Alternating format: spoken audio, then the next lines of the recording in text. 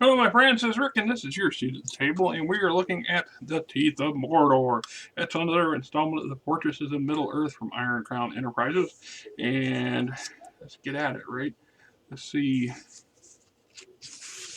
What year was this produced? 1988. When this one was put out. Introduction.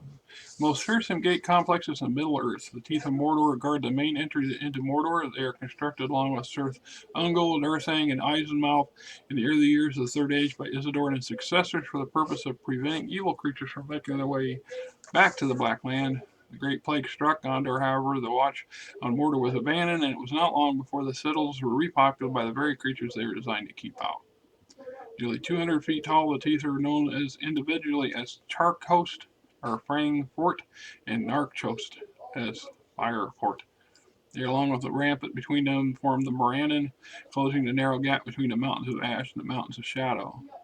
Structure self-fashioned glassy slag like chiseled obsidian, which seems to erupt out of the tortured plain.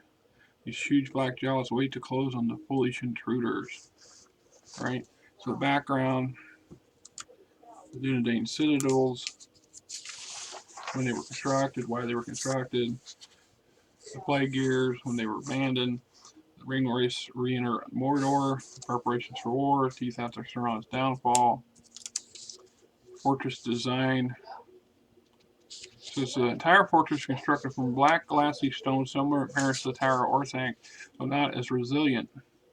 The walls of the Morannon are slick, seamless, buffeted, but faceted obsidian. They look more like they were wrenched from the agony. Much unusual design, considering it was the Gondorians that built it and not morons, flunkies.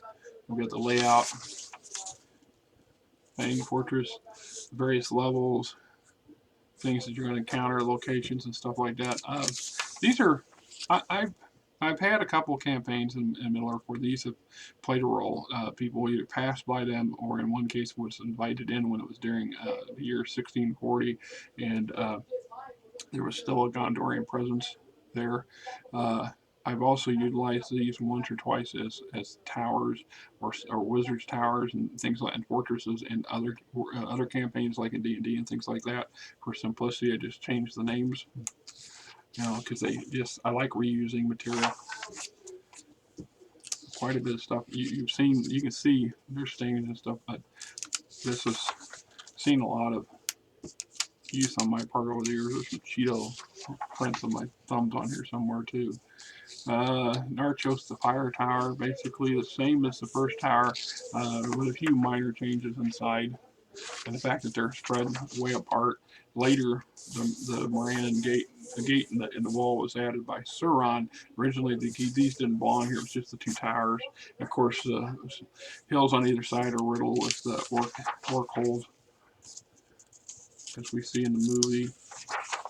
And they do a good job of representing them in the movie, in my opinion. I think so. Level ground force, things like that.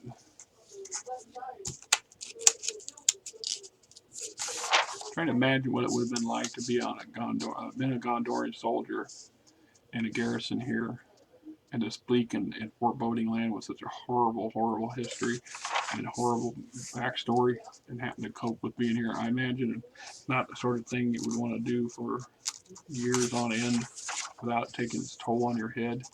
The garrison, Gondor's garrisons, Mordor's garrison, the Ringwrath Dwar of Law,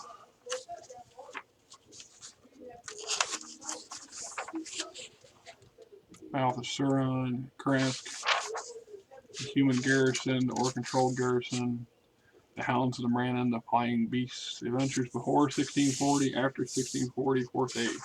So, not a lot there, but there's when it lacks in substance, it gains in playability and usability in a lot of aspects. So not a lot there for us to discuss, but as you've seen it, pretty good. If you can get your hands on one of these things or a copy of it, PDF, I guess, hey, knock yourself out. It's worth having and adding to your shelf.